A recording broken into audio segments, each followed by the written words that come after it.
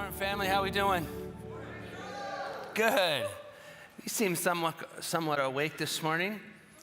We are in our series called Clarity, and I thought, what better way to get people's attention than to wear a very bright shirt that people say I look like the old fruit strips gum. Don't get any ideas. If you were here last week, I told you of my vision challenge, in that right now it's a little blurry. But when I put my glasses on, it's like, holy mercy, wow. I can see people, I can see faces, I can see expressions. I could see my son is eating snacks during church, it looks like. Sorry, son. Just happened to look over there right when you're eating the Cheeto or whatever you're eating. Anybody that wants to be a pastor, don't do that. Don't do that to your son. I'm sorry. I'm going to take off my glasses then, so that way I don't see those things. But it's this picture, this idea. So if you're new with us, we generally walk through books of the Bible. 85-90% of the year, we walk through different books of the Bible. But it is important, as we continue to teach the Bible, to get clarity on things, seeing clearly.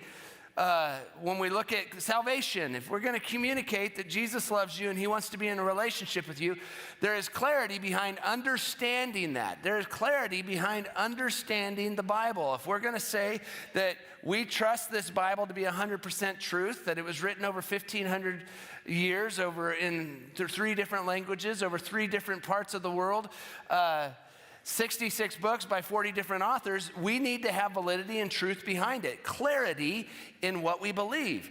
If we are going to communicate what Christianity is, we need to have clarity as we look at the religions around us in the world. And so that's what we're walking through today. I'm going to take these off so that I don't have to see your face. Not in a bad way. Not in a bad way.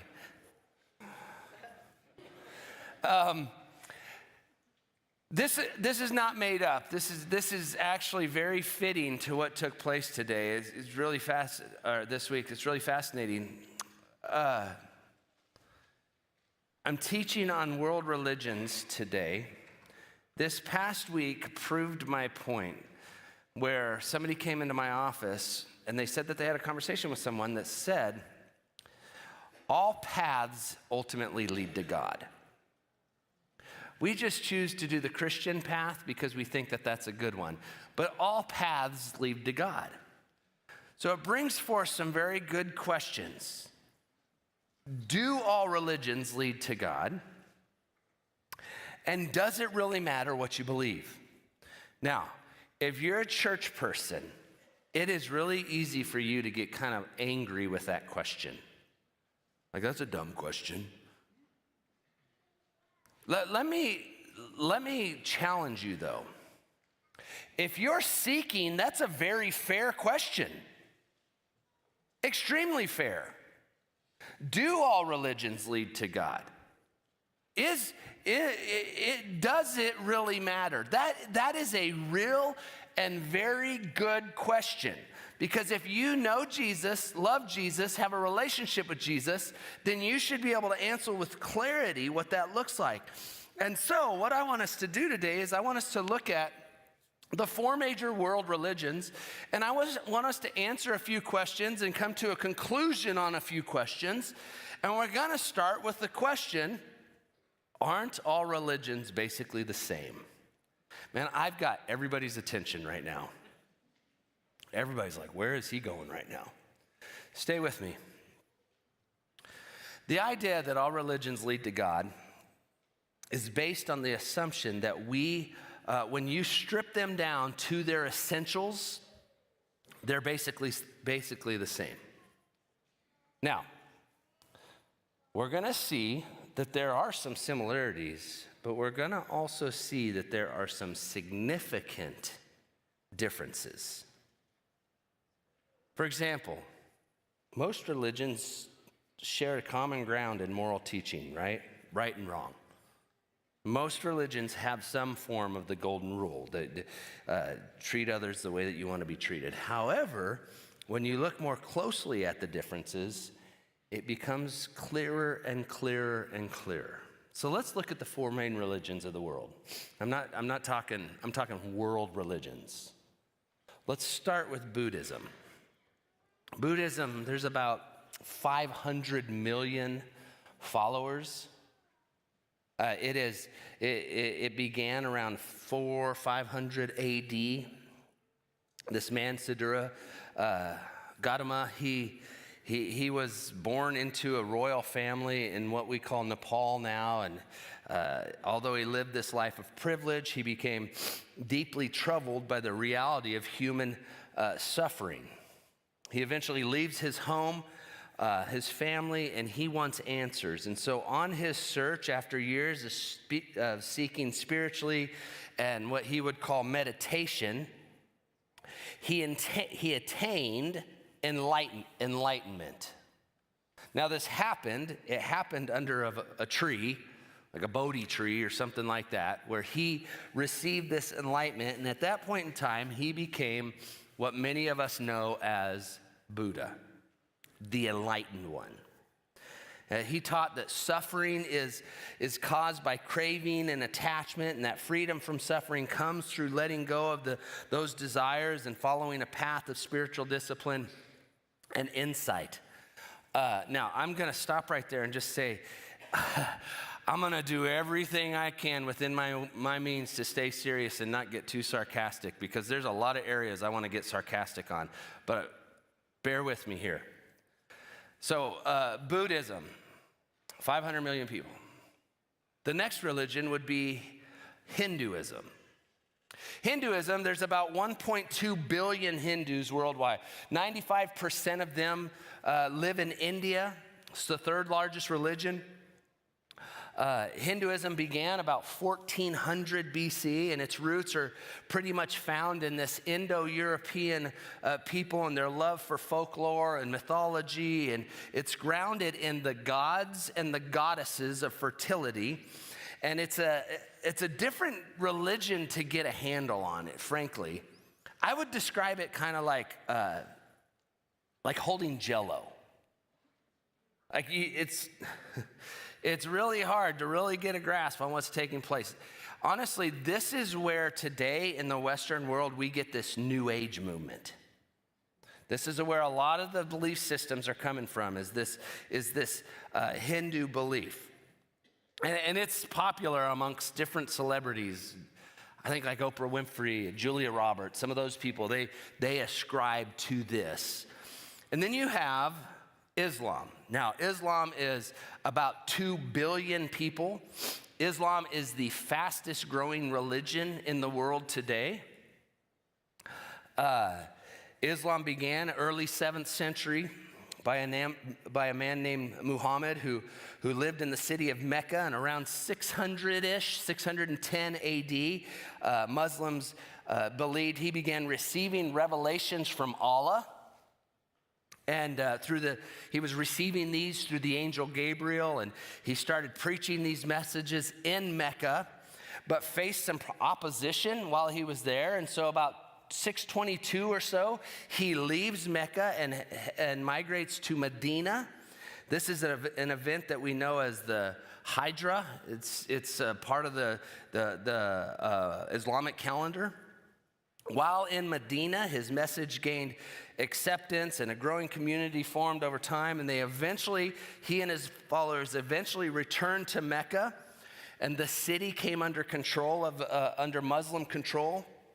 And so by the time he died, by the end of his life, much of the Arabian Peninsula had united under Islam, with Muhammad serving both as the spiritual leader and the political leader.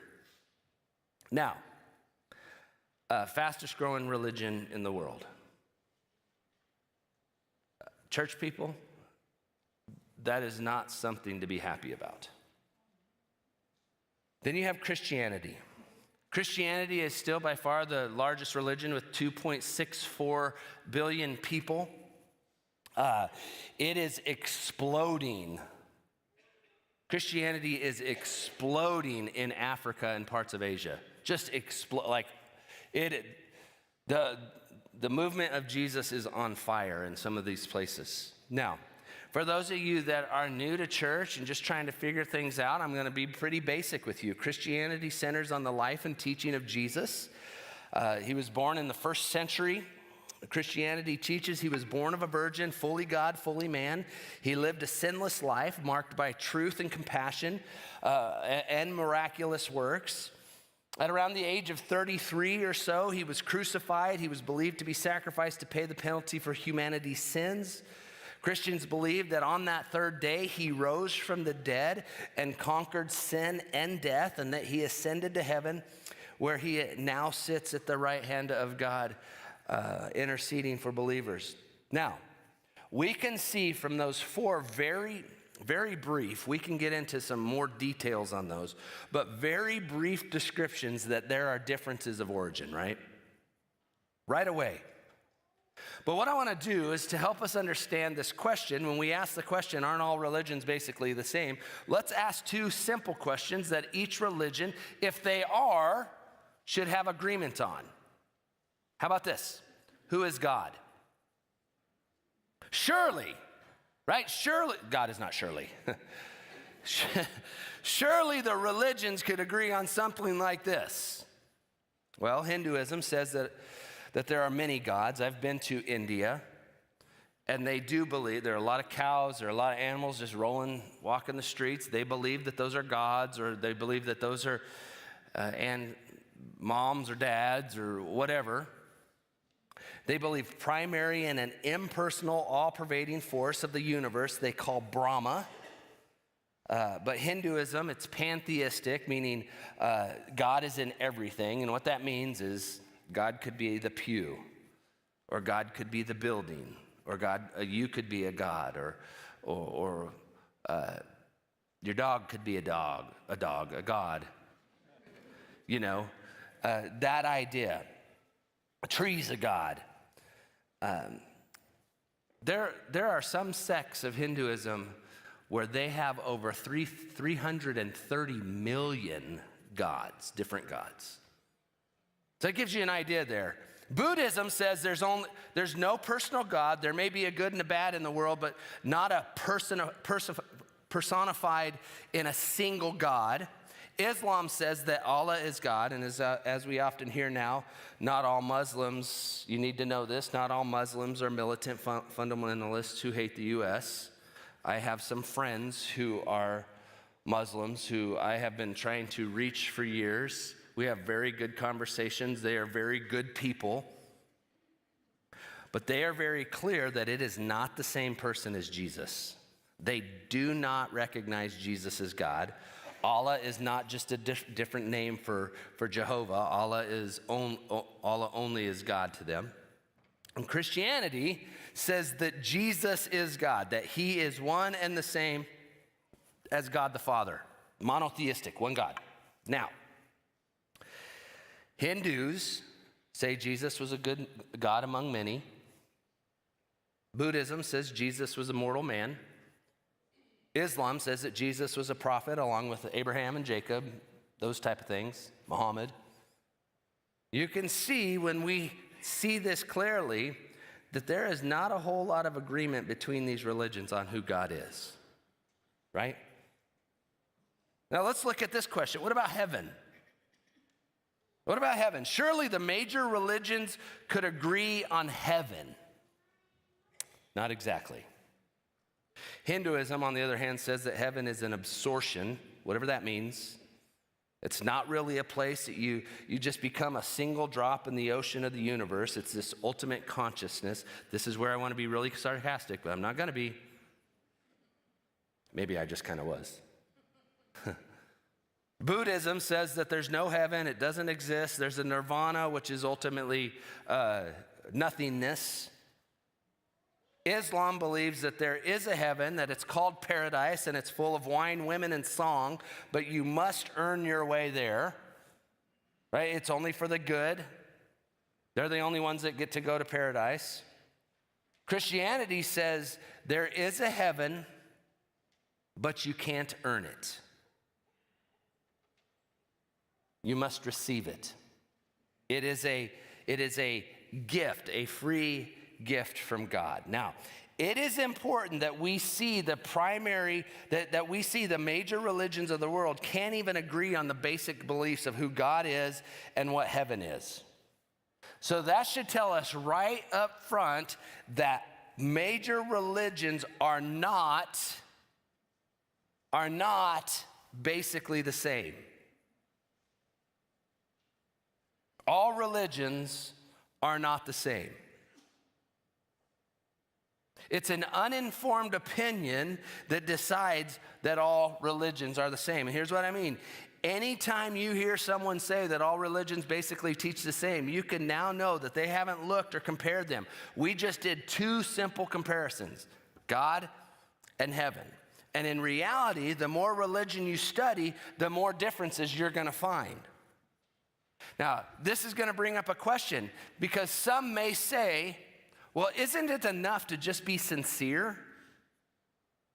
Isn't it enough for me to just be sincere? It doesn't matter what you believe as long as you really believe it. As long as you're really sincere. Maybe some of you have had a friend say, as long as I can believe it sincerely, it's okay. Now, this sounds really good. It sounds really good. But there's an underlying problem with this philosophy, and that is this. What you believe does not change the truth. What you believe does not change the truth. Take, for example, you get up in the middle of the night, you have a headache, you reach into the cabinet for what you think is Advil or aspirin, and you take it and you realize it's neither of those. It's rat poison. It doesn't matter how sincerely you believe that it's aspirin or Advil if it's something else.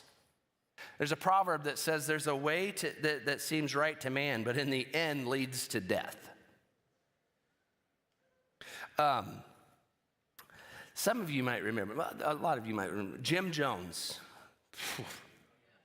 900 people thought Jim Jones was the Messiah. He convinced 900 people that he was the Messiah. And he convinced them that to take poison, ultimately killing themselves. All 900 did it. All 900 died. Well, guess what? They were sincere about what they were doing. They thought, this is the right path. I would suggest to you that they were very sincere, but they were sincerely wrong. Sincerity, friends, is important, but it does not change the truth. Now, let me give you an example. This has made its way around again. I can't believe it, but it does. Every few years or something. For centuries, men and women would believe that the world was flat. For centuries, like large groups of people thought that the world was flat because they couldn't see beyond the horizon, and it looked flat. In fact, for years, people would not sail long distance because they were afraid they were going to drop off the end of the earth. Until Magellan comes into play, and he does it. Many people sincerely believe that the world was flat, but it's not. I don't care what rapper tells you it is today. There's a lot of stupid around that.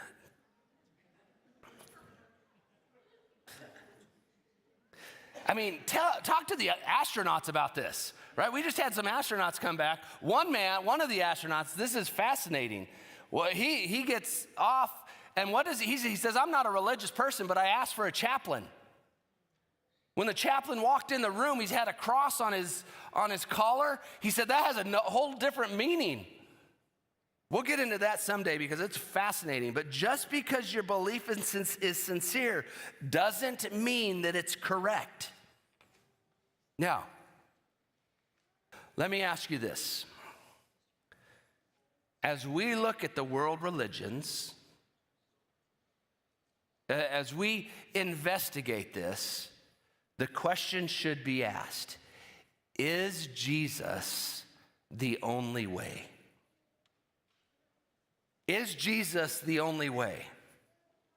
Friends, this is the place where Jesus sets himself and Christianity apart from other religions. Jesus claimed many times in many different ways that he was God. No other religious leader ever made that claim. Muhammad claimed to be a prophet. Buddha claimed to be no more than a mortal. Jesus claimed to be God. He claims it in the Bible over and over. Check this out. John 10:30, he says, I and the Father are one. This is the Jewish way of saying, I am God. Acts 4:12, salvation is found in no one else. No one else. For there is no other name under heaven given to men by which we must be saved. 1 John 5:12 says, He who has the Son has life. He who does not have the Son does not have life. Now, I'm going to tell you, if you get in a serious, and here's the reality. There's two types of people here this morning. There's those of you church people who are going, okay, I kind of know some of this, and here's the goal. Here's my objective for you, is that you can take tools and put them in your tool belt and go, okay, I can have a conversation with somebody who has a different belief system in a godly, loving way. I can do that. Here's a tool in my tool belt. Hindus believe this. I can put that in my belt, and I can talk to somebody about that. There are those of you that are seeking, you're searching, and one of the questions that comes to your mind when asked, is Jesus the only way? You're going, wait a minute, if you're saying that Jesus is the only way, that's kind of arrogant, isn't it? Isn't that a little bit like full of yourself for you to say that Jesus is the only way? Well, listen. If Christians were saying that we are better than other people, other religions, that's one thing, that's arrogant. If we're saying that we're the best way among many, that's arrogant.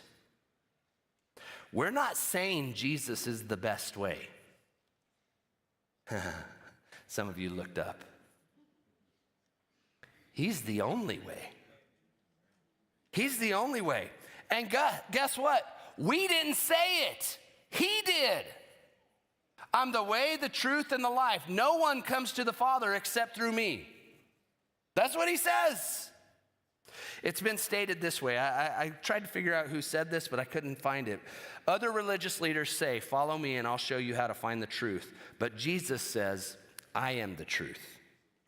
Other religious leaders say, follow me and I'll show you the way to salvation. But Jesus says, I am the way to eternal life. Other religion leaders say, follow me and I'll show you how you can become enlightened. But Jesus says, I am the light of the world. Other religious leaders say, follow me and I'll show you how many doors lead to God. And Jesus says, I'm the door. I'm the door. Based on all of who I am, follow me. Now, these statements show how Jesus separates himself from every other religious leader. Statements like these, especially the claim that he's the only way, they also ruffle a lot of feathers. They get people worked up. Here's what I want to do. I want to talk about 4 reasons. 4 reasons why people reject Christianity. In your life, if you love Jesus, know Jesus, follow Jesus, have conversations with people, here's some things that are going to be real to you. If you are seeking, you may be one of those people that is rejecting following Jesus because of one of these things. And one of the reason number 1 is this: popular opinion defines truth. A lot of people think this way. Even if they don't say it out loud, the logic goes like this. Most of the world doesn't believe Jesus is the only way. Billions of people believe something else. Well, if there's billions of people that believe something else, then they certainly, they can't all be wrong. So it must not be true. But here's the problem. Truth is not a vote. Truth is not a vote. There have been plenty of moments in history where the majority was confidently wrong. Let's go back. Ancient cultures, they believed the world was flat. People believed that the sun revolved around the earth until Galileo challenged that and was opposed for it. Let's make it a little bit more relevant. At one point, the majority even believed there are certain groups of people who were less than human, and history has exposed how tragically wrong that was. The point is this: large groups of people can be sincerely wrong. Truth doesn't just become true because it's popular. It doesn't become false because it's rejected. Friends, if this was the case, listen, then truth would constantly change depending on the culture, depending on the geography, depending on the generation. What's true in one country would be false in another. You know what? That's not truth. That's preference. Real truth is objective. It stands whether people believe it or not. So when it comes to Jesus' claim, I am the way, the truth, and the life, and the real question isn't how many people believe this. The real question is this: is it true? That's the real question. Because at the end of the day, truth isn't determined by the majority opinion. Truth is discovered. Second reason that people reject Christianity. I believe so strongly it's true. Or intensity of belief ensures truth. In other words, if you believe something hard enough, then it's true. At least it's true for you. But that doesn't work either. There's been a few times this has happened in history, but an NFL lineman, like their dream is to pick up a fumbled football and run it into the end zone. Like that's like the NFL lineman, the big uns, they're like, man, well, this happened one time in a game. Ball is fumbled. NFL lineman picks it up. He starts to run. Little did he know, as he was dodging people, he's dodging his own teammates. Why? Because he's running to the wrong end zone. He scored in the wrong end zone. Now, here's the point. He was sincere as he could be, but he was still wrong. He was sincerely headed the wrong direction. Again, sincerity does not ensure truth. Another reason why people reject Christianity. This is fascinating. Truth shouldn't be narrow. In other words, man, I know a lot of people like this. Christians are so narrow-minded, anything so narrow cannot be true. Now, help me for a minute. 2 + 2 = what? Boy, you're not very confident in that. Thank you. How do you know? Out of the millions of numbers out there, why can't 2 + 2 = 17? Why can't 2 + 2 = 23? Because there's one answer. 4. There's one answer. It might be narrow-minded, but it's right. Hey, have you ever gotten a speeding ticket? Don't answer that question. You got a speeding ticket and the officer pulls you over and he says, did you know the speed limit was 25? And you're like, well, I didn't know that. The police officer would not appreciate it if you said to him, well, it might be 25 for you, but it's not 25 for me. Wouldn't go well. Have you ever, I think at San Francisco Airport, looks like you're landing on the water. Yeah. San Francisco Airport, you're flying and you're like, wait a minute. Someone tell the pilot we're gonna hit the water. And then the next thing you know, you land right on the runway. Well, listen, here's the thing. The pilots are given calculations and numbers as to where they're supposed to put the plane, and they're supposed to line up the little wobbly thing and, all that type of stuff. These calculations are given to them by people who have prepped it and planned it and know what they're doing. If I had a pilot that was just like, there could be another option, I don't want to be on that plane. Mr. Pilot, Mrs. Pilot, be narrow-minded, please. There are many places in life where we believe in things that are very narrow. It is inconsistent to say that just because something is narrow, it cannot be trusted. Fourth reason why people reject Christianity, and this one's the hardest. I don't want to surrender. I don't want to surrender, and Christianity calls for a surrender of will. You see, there are some beliefs that you can become a part of just by your intellectual assent or your acknowledgement, but not Christianity. To have a relationship with Jesus, every person must surrender their will to him. Now,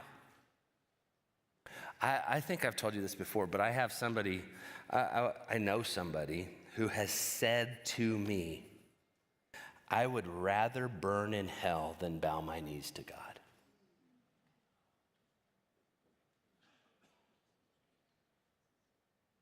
Friends, when we look at this, there are some reasons that people object to Jesus being the only way. And again, it would be an arrogant statement if all Jesus did was claim to be the only way. But remember, his life backed his words. Remember, not only did he perform miracles, he healed the sick, he raised people from the dead. The most significant thing that he did was he died to atone for our sins. He died to make it right. And then, most importantly, he rose from the dead. He did exactly what he said he would do. And that act alone sets him apart from every other religious leader. Actually, none of the other religious leaders ever claimed that they could atone for sin. Every other leader, every other person upon which every major religion is based is dead. I can show you where their gravestone is. Look for Jesus's, you're not going to find it. They died, and no one ever even considers that they might be alive today. Jesus separates himself from the crowd, and he proved he was God by rising from the dead. Imagine two people. They're standing at this massive cliff that reaches high up into the clouds. And once you get up into the clouds high enough, you find a peace. You find relationship with God. Well, the first person's given a ladder, and they're told, if you want to get to the top, you have to climb. You have to work hard. You have to be good. You can't slip. Don't fail. Just keep climbing. So they start climbing step by step, trying harder, doing their best. But the higher they go, the more exhausted they get. The ladder isn't quite tall enough, and no matter how hard they try, they can't quite reach the top. You see, that's what religion looks like. When it's based on earning your way to God. Now imagine the second person. Instead of being handed a ladder, they're told, you can't climb high enough to get there. Someone has to come down for you. And what they find is that Jesus has already made that way. He has already bridged the gap. He has already done the work. And now he simply says, trust me and follow me. Here's the difference. Listen, here's the difference. One is about climbing your way to God. The other is about God coming down to you. Family, the message of Jesus is a message of compassion. And the reality is, if you live and die without a relationship with Jesus, you will spend an eternity separated from God. And I'm telling you that not because I want to scare you. I'm telling you because God does not want that for you. How do I know that? Because he proved it by sending his son Jesus to pay the sin penalty that you and I deserve, for him to die on the cross for you and to rise again so he could stand at the door. Here's my final conclusion. The only guarantee of heaven, listen, the only guarantee of heaven is a faith relationship with Jesus.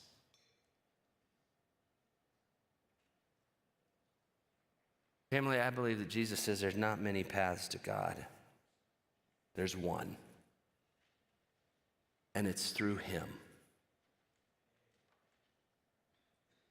And if you're here this morning and you're saying, okay, I gave you a chance. I've come 3 weeks. I listened to the salvation thing. That was really interesting. You had the two guys who made two different choices. One accepted, one had rejected. I came last week and I'm discovering that there is some real validity to the truths of the Bible. Like, I can't reject that. All right, we look to history, the historical aspect of the Bible. I don't know how we can reject that. And today I look at these religions, and one is just kind of do what you think. The other is follow this false belief system. The other is, well, there's all kinds of ways. Just figure it out. And then there's clarity and truth. He says, I am the way, the truth, and the life. No man comes to the Father except through me. This morning at our 8 o'clock service above, it always fascinates me because it's 8 o'clock, first of all. We had a light bulb moment where a young man went over to the light board and screwed in the light bulb and said yes to Jesus. What this is we would call it a tradition. It's not scriptural. Traditions come and go. Some of them stick around way too long. Some need to go. It's a tradition right now. We're starting here at HBC where if you say yes to Jesus, we think it's important for you to show others, not only through baptism, but for that first step of showing that Jesus is the light of the world and I am to take that light to others and do it. I think our youth guy talked to somebody on Friday or some student who said yes to Jesus. Is that right? Is there not? Yes. So that's awesome. There's another light bulb moment that's taking place. Family, this morning for you, my staff said I went too long last week, and I'm doing it again this week. Let me close with this. Let me give you 3 options. First option is this. If you're here today and you have questions, you can scan that QR code, or you can take this connection card and you can write your name on it, and you can write, I have questions. I want to know about Jesus. We would love to have a conversation with you that maybe you would take that step of screwing in your light bulb. Maybe right now, every Sunday we say, what's the Lord saying to you? What are you going to do about it? Maybe what you're going to do about it today is you're finally going to get the courage to come down at the end of the service, and you're going to walk over to one of the people that are standing here, and you're going to take that light bulb and you're going to screw it into the wall, and you're going to say, I'm saying yes to Jesus today. Maybe you just have somebody, you just want to pray with somebody. You got lots of stuff going on, and you just want to pray with someone. So I'm going to pray. I'm going to invite our team to come forward. We're going to stand. We're going to sing a song when I'm done praying. And if you feel the Lord calling to you or your heart, and there is some clarity there, then I challenge you to respond. God, we come before you today. We thank you for who you are, for what you've done. Lord, I do believe that your way is the only way. And there are not many ways to you. that the only way to you is through your son, Jesus. And I ask, God, that this morning people would recognize and understand that. Not only those that are here that can take some of these tools and put them in their belt, but for those who do not know you, that today may be the day that they say yes to you.